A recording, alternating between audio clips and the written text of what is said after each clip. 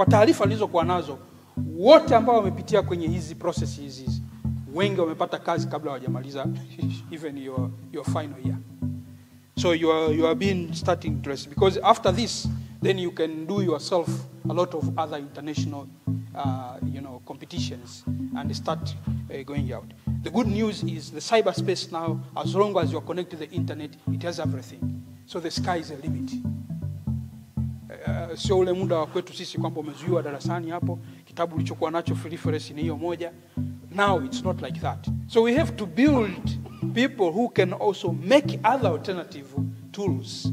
And it is possible. And I'll tell you one thing, katika chumi ambazo duniani, yani hakuna shida kabisa kuwa na wewe ni sehemu ya uchumi huo, ni uchumi huu wa kidijitali.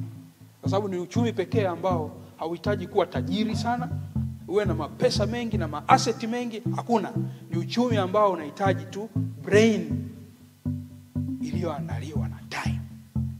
Next you just need kitufe.